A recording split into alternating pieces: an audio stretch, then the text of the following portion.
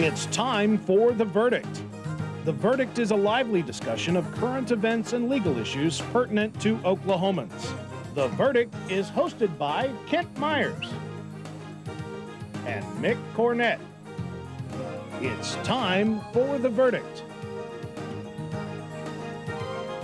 And welcome once again to The Verdict. I'm Mick Cornett along with Kent Myers. We're here every Wednesday night now to bring people a show about things that are topical in the Oklahoma City area, and today another show. Yes, we're going to bring prime shows into prime time, thanks to KSBI. November 2nd is our election for the President of the United States and many other things here in Oklahoma. And I want to ask you, you viewers, a question. Do you plan to vote for Mr. Crumey, or do you plan to vote for Mr. Willand? Not going to ask you. But Mr. Crumey is an elector under the Electoral College system for John Kerry. Mr. Willand is an elector for George Bush. And that's really whom you are electing when you vote at the polls, because the electors select the president. That's what this show is all about today, and you're not going to hear it just from us. You're going to hear it from a real expert on the Electoral College. Do we need the Electoral College? We'll examine the issue when we return. This is The Verdict.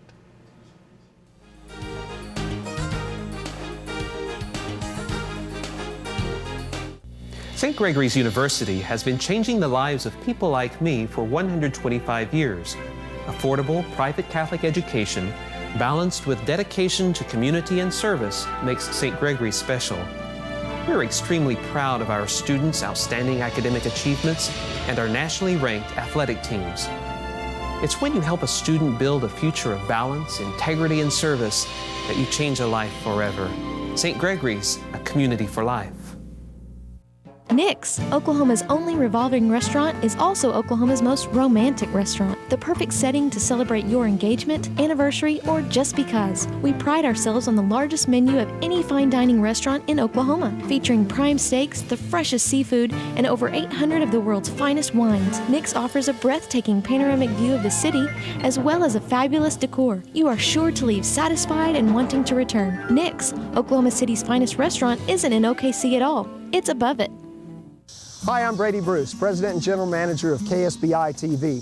You know, in March 2004, my company, Family Broadcasting Group, purchased the KSBI TV network for the sole purpose of providing quality, family-friendly programming to the viewers across the state of Oklahoma.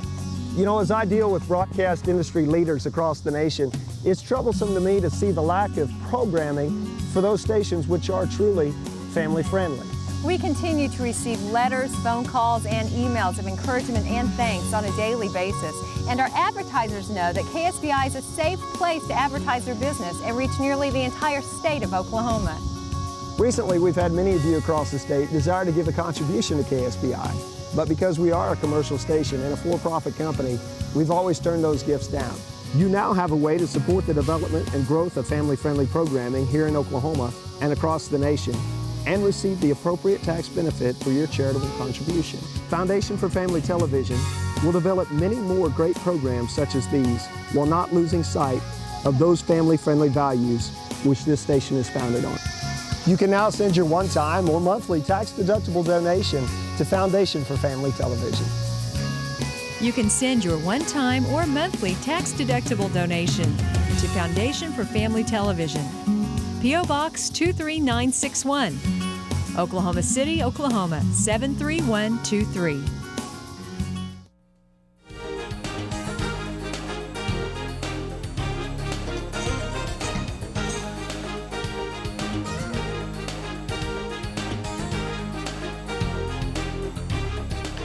Welcome back to The Verdict. Mick Cornett with Kent Myers, and Kent's going to introduce our guest. Yes, we are going to college today. We're going to the Electoral College, and our professor, so to speak, tonight is Dr. Gary Copeland.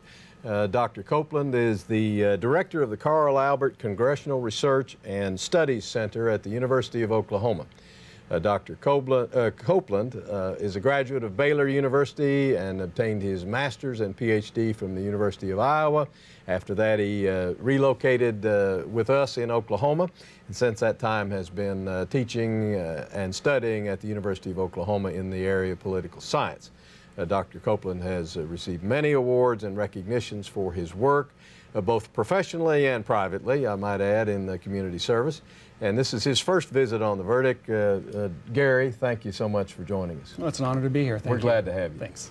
Dr. Copeland, civics class was a long time ago for a lot of us. Yes. Can you describe the Electoral College? In general, what is it? What are we talking about? The Electoral College is the body that actually elects the president.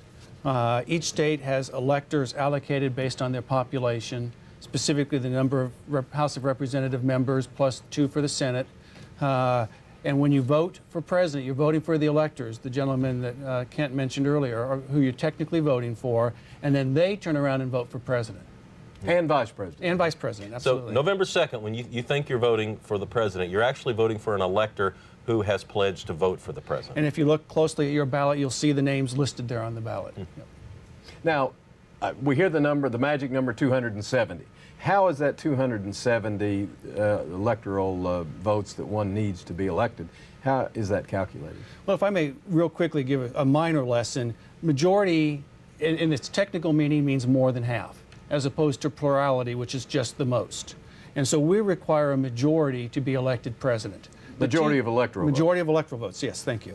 And so the 270 comes from 435 members of the House, so there are 435 electors, plus 2 for each state representing the Senate, so that's 535, plus the District of Columbia gets to vote for president, so that's 3 more. That's 538, and half of that is 269. You have to get more than half, and that's where you get to your 270. And Oklahoma has 7 electoral votes, and how is that determined? Well, we have 5 members of the U.S. House in Oklahoma and our 2 senators, so that gets us to our 7. Now, the U.S. Constitution delegates some of this authority to the state as far as the Electoral College, and we have a graphic that I think illustrates part of this. These are Oklahoma statutes, and the first deals with the nomination of presidential electors, and I'll read it aloud here. The nominees for presidential electors of any recognized political party shall be selected at a statewide convention of said party in a manner to be determined by a said party. Dr. Copeland, what are we talking about here? So the question is, who becomes an elector? Who ultimately decides who's going to become the president of the United States? And it's up to the parties to select the people who will be the electors for their candidates. And so at the state convention, our parties do that. Sometimes it's a party committee in various states. Back to the state statutes and the graphics, and I'll read these two back to back. Every party nominee for presidential elector shall subscribe to an oath stating that said nominee, if elected, will cast his ballot for the persons nominated for the offices of president and vice president by the national convention of his party. And lastly, persons chosen as presidential electors shall meet at 10 a.m. in the governor's office at the time appointed by the laws of the United States and cast their votes in the manner therein provided and perform such duties as may be required by law. Now, how do we know when the electors are to meet? They don't meet on the election day. Of course, we don't know who's been selected. But how long after election day is it before they meet and vote? It's about 6 weeks. You want to make sure that there's time to count the votes, make sure all election issues are settled, and then about 6 weeks, mid-December, mid-December, they'll meet and cast their votes. Well, let's step back a little bit and talk about some of the history of the Electoral College. How historically did we come to have an Electoral College? You know, there's actually a lot of controversy over how we got to the Electoral College. There were really 3 major suggestions. One is direct election. Popular vote. Popular vote, which is what most people think we really have. That's democracy. That's mean, democracy. in its basic form, isn't it? Our founders, though, were suspicious of the ability of the average citizen to cast intelligent votes. And why is that? Well, our democracy was not only new to our country, but it was new to the world. And so there's some question as to whether the people are actually capable of making informed decisions. Well, we had 13 states. How would someone from New York know anything about the person from Virginia that was running? That was exactly right, and there was a real concern that you'd have New Yorkers vote for a New Yorker, Pennsylvanians vote for someone from Pennsylvania, Virginians vote for a Virginian, and you'd have a lot of people getting regional votes and no national candidate emerging. And the people that could vote, I guess, were landowners? Is that how they were described? Male landowners, basically. It was up to the states, but that was generally the criteria. And there was virtually no national communication right back in 1776 or 1777. Correct. Yep. There was no national campaign. Right. Like we are getting so tired of now. Well, in fact, our founders did not like the idea of a campaign. They said things like, the office should seek the man, not the man seek the office. So a campaign was something they really wanted to avoid. Mm-hmm. Let me ask you about the all or nothing phrase as it applies to the Electoral College. What does that mean? Well, what it means is that in Oklahoma, for example, we have 7 electors. Whichever candidate gets the most votes in Oklahoma gets all of the electors. All 7 of them. So even if President Bush carries 1 more vote in the state of Oklahoma than Senator Kerry does, he would get all 7 electors committed to him. And that's what happened in Florida in 2000. Exactly. 50-50 vote, essentially, and yet President Bush got all the electors from Florida, and that obviously determined the outcome of the election. Well, do you think, let's stay on that just a minute. It is entirely possible then, or across the country, to have a person win the popular vote and not be elected president. Right, and I think most final counts show that Al Gore had more votes last time than President Bush, and it's happened before in our history. It's the distribution of votes that matters more than the total number of votes.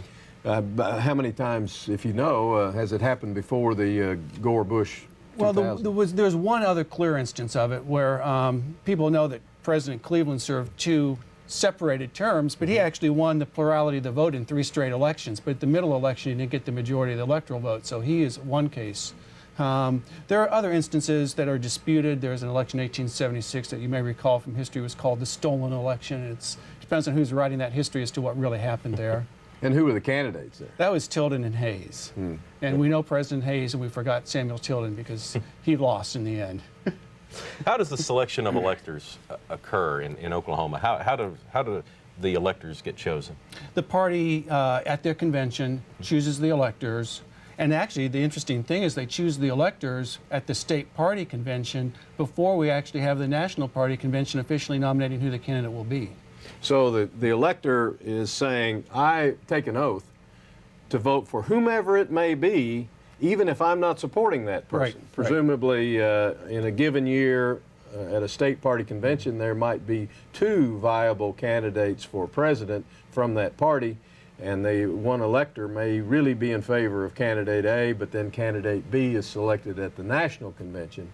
And that elector's bound to vote for the person he or she was not favoring. Absolutely, and that's why almost every person you see listed on the ballot is going to be a long, loyal, faithful member of that party who will follow the party nominee no matter who that is. And can an elector change their mind and justify it? Or are there circumstances that could exist that would allow them to change their mind? Well, theoretically, we have what we call a faithless elector, where the faithless elector may opt to vote his or her conscience as opposed to for whom they are pledged. It has happened periodically in our history. What if the death of a candidate? Well, the death of a candidate, we actually had a candidate die between the casting of the votes and the casting of the electoral votes, Horace Greeley. Fortunately for our country's democracy, he was not the winner, so it didn't throw us into a constitutional turmoil. But you know, any event could lead to that. A candidate, or excuse me, an elector might really face a moral dilemma as to what's the right thing to do at some point. If there's a national consensus that someone won the election, but through some peculiarity, the Electoral College doesn't provide that outcome, one would face a real challenge as to whether they should follow their pledge, which says, I will vote for this nominee, or do what he or she thinks is right for the country. Let me jump in here and get us to a break. We're discussing the Electoral College with Dr. Copeland. We'll be right back. This is The Verdict.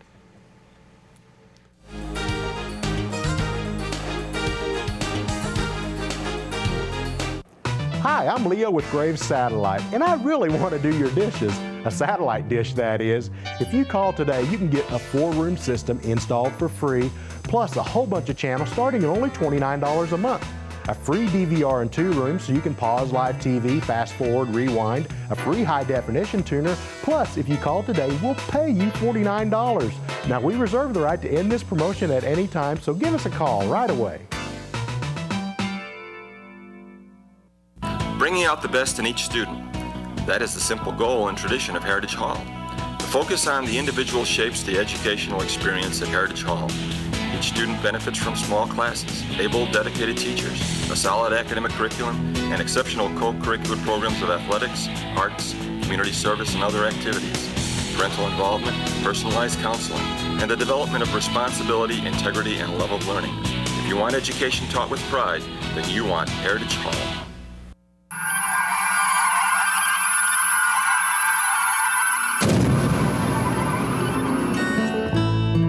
When you're ready to leave it all behind you, leave it all to us. No one understands the benefits of country living like Farm Credit. And even though you're ready to slow things down, we know how to make that happen faster. Call us. Farm Credit. Good for Oklahoma and good for you. All children deserve a life of hope and love. But sometimes they experience a life of pain, neglect, and abuse. When that happens, each child deserves all the quality assistance and representation that can be offered in our legal system. For more information, call 23-CHILD. Oklahoma Lawyers for Children, helping to bring hope and love back to the lives of abused children. Bill Gaither's Homecoming Celebration Tour 2005, Saturday, May 7th at the Ford Center. Bill Gaither's Celebration Tour promises wholesome family entertainment for everyone, including unforgettable gospel music performances, comedy for the entire family, and toe-tapping favorites that hark back to the all-night singings of the 50s and 60s. Bill Gaither's Homecoming Celebration Tour 2005, Saturday, May 7th at the Ford Center.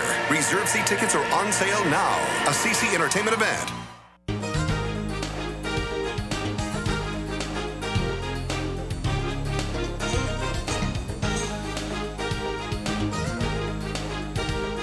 Welcome back to The Verdict. Mick Cornett with Kent Myers and our guest, Dr. Copeland from the Carl Albert School of Political Science. Am I close? Congressional Studies, yep. Congressional Studies on the University of Oklahoma's campus. Yes. Welcome to the show. We're discussing the Electoral College. Kent, where do you want to go from here? I want to talk about the possible but unlikely situation where the Electoral College fails for some reason or another, either because there's a tie in the number of votes that each candidate gets, or for some other reason the Electoral College can't meet and vote.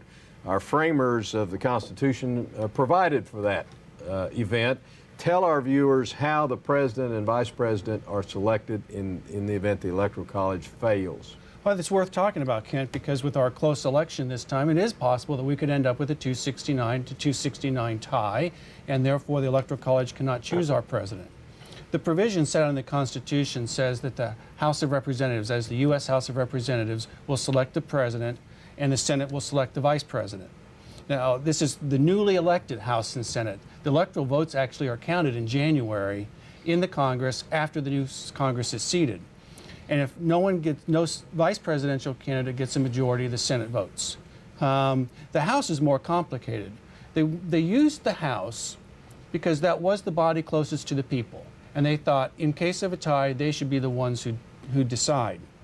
It was also a compromise to give small states more power, because in the House, each state gets one vote for president. Well, let's say we had a state that had, just to make the math easy, had 6 congressmen, and 3 were Republicans and 3 were Democrats, and they just couldn't agree as to whether it should be Bush or Kerry within their state. How would that be resolved? That's exactly the dilemma. It's very possible you could go a very long period of time without getting a majority in the Congress, in the House, because each state would caucus, and they would have to decide how to cast their vote. And to stay with a 3-3 vote, might not be able to decide how to cast their vote. And therefore wouldn't vote. Would not vote. They would basically pass, exactly. Okay, now that we've had kind of an overview, let's talk about the pros and the cons of the Electoral College and let our viewers decide whether or not they think it's still a good idea in 2004 or perhaps an outdated system. Let's talk about the arguments for the Electoral College. Take us through that argument. Well, 4 years ago, my first argument would be that it works. It hasn't failed us in over a century and a half, and so it seems to be a pretty effective way to guarantee that there's a majority. One of the other advantages is that it supports the two-party system, but even more than that, lack of fragmentation. In a lot of systems without this kind of mechanism, you have 4, 5, 6 candidates running, and you may have candidates getting 25, 30% of the vote, and no one getting anything that looks like a majority. So the two-party system may have its problems, but one of the advantages is that it does help ensure that somebody is going to get a majority of the support. Right. Well, let's look at it from a population and geography standpoint for a minute.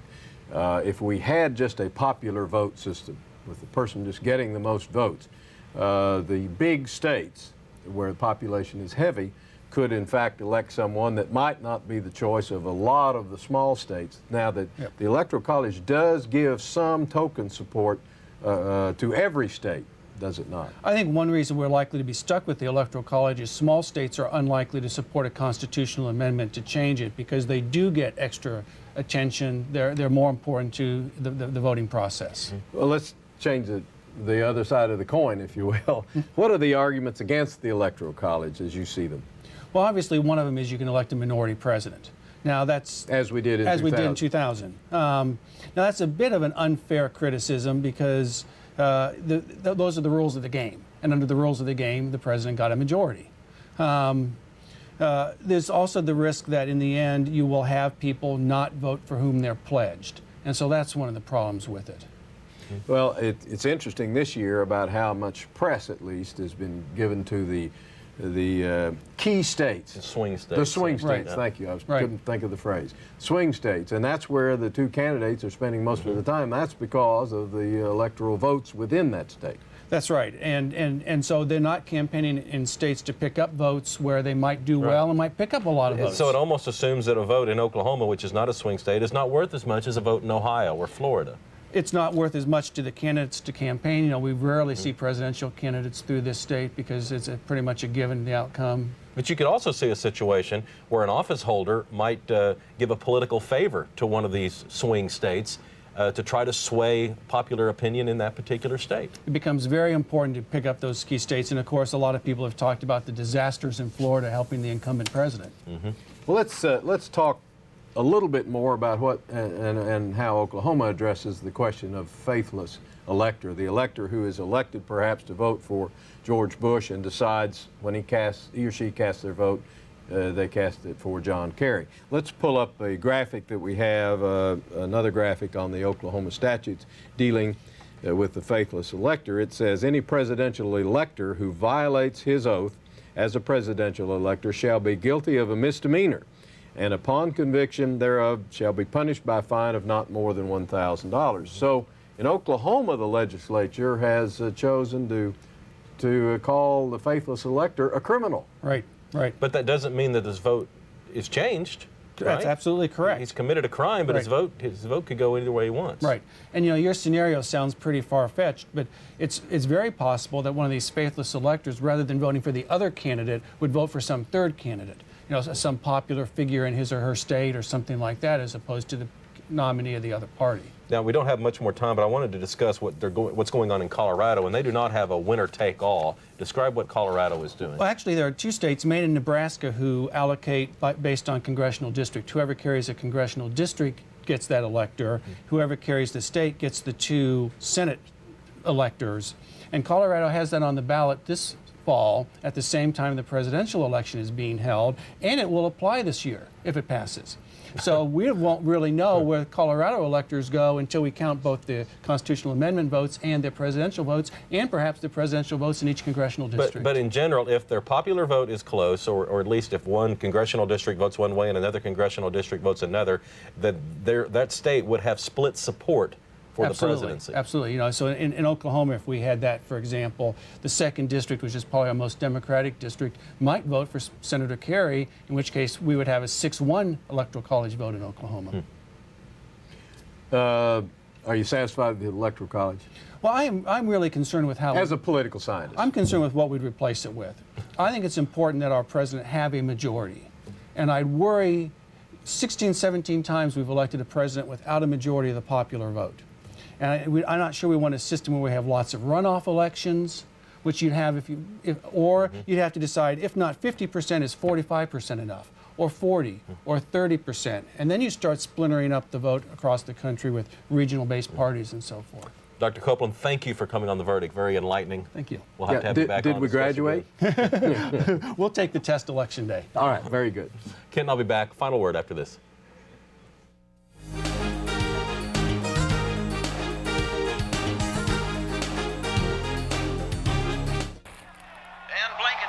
stopped at the line of scrimmage. No gain on the play. Leaving it 4th and 7 on the Tiger 46-yard line. 38 seconds on the clock. The Tigers have no choice but to go for it. Wiggins had to do the kicking. Here's the snap. And the kick is away.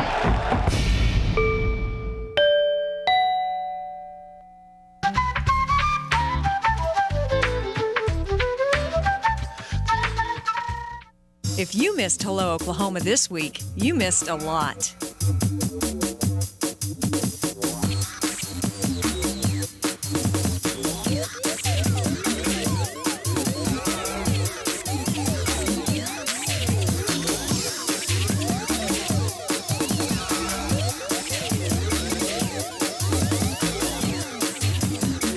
Be sure to watch Hello Oklahoma every weekday morning from 6:30 till 8 on KSVI.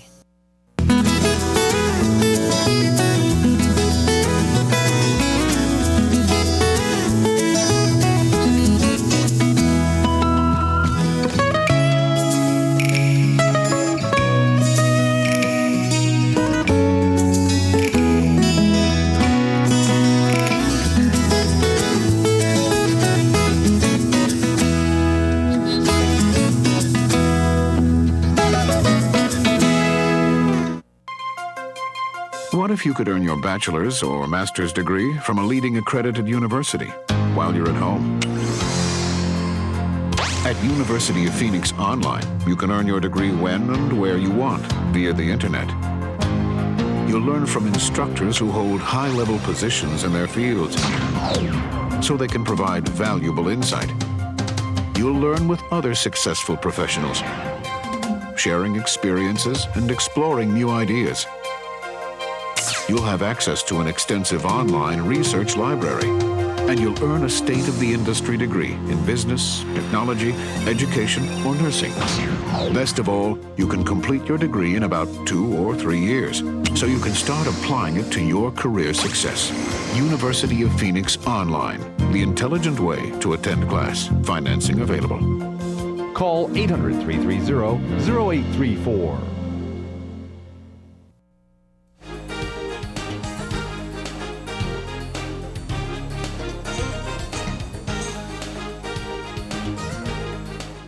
Welcome back to the Verdict. Final words, Mick Cornett with Kent Myers. Well, we thank Gary Copeland for joining us and educating us in the ins and outs of the Electoral College.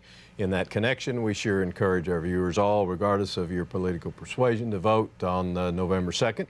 But the night before the election, join us for a special verdict show on Monday night, 9 to 10 p.m. here on KSBI, where we will hear from the candidates Carson and Coburn. And you'll get your final chance to hear what they have to say. November 1st, night before the election at 9 o'clock right here on KSBI. For Kent Myers, I'm Mick Cornett, and we will see you then and on a future edition of The Verdict.